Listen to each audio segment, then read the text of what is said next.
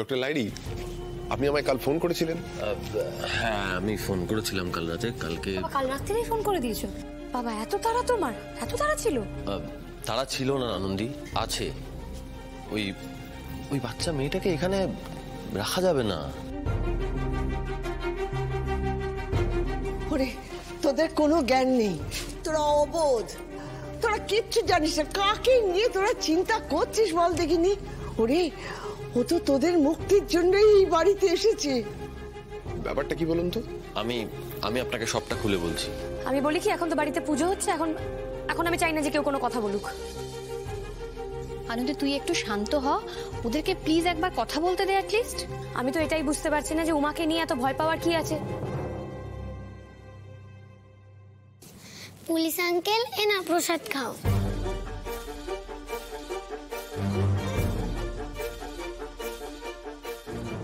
কি ব্যাপার? এই ব্যাপারের জন্যই তো আপনি এখানে এসেছেন ময়ূকবাবু। ময়ূকবাবু, আমি আপনাকে খুলে বলছি। আমি ফোনেই আপনাকে সবটা বলতে পারতাম, কিন্তু আমি চাইছিলাম আপনি এসে পুরো ব্যাপারটা দেখুন। ওই মেয়েটি কালকে রাত 3টের সময় আমাদের বাড়িতে আসে। কি? কোথা থেকে এলো? আপনি ঈশ্বরে বিশ্বাস করেন ময়ূকবাবু? দেখুন, ডিউটির সাথে তার কোনো সম্পর্ক নেই। একদমই, আমিও ঠিক এটাই বলতে চাইছি ওকে। আমি এই ব্যাপারে আদির মতকে সাপোর্ট করি। আর বাচ্চাটির নাম উমা।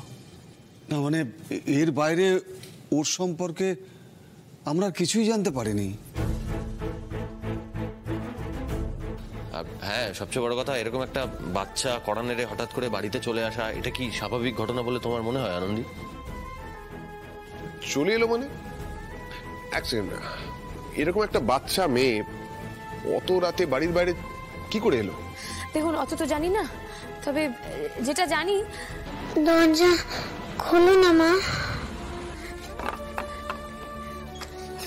মা,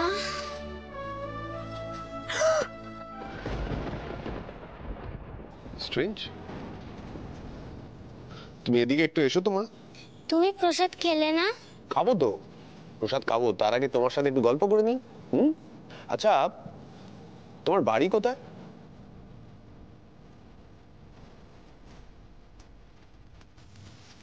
এই বাড়িটা ভালো।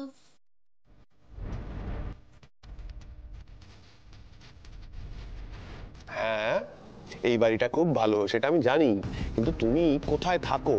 তোমার নিজের বাড়ি কোথায়?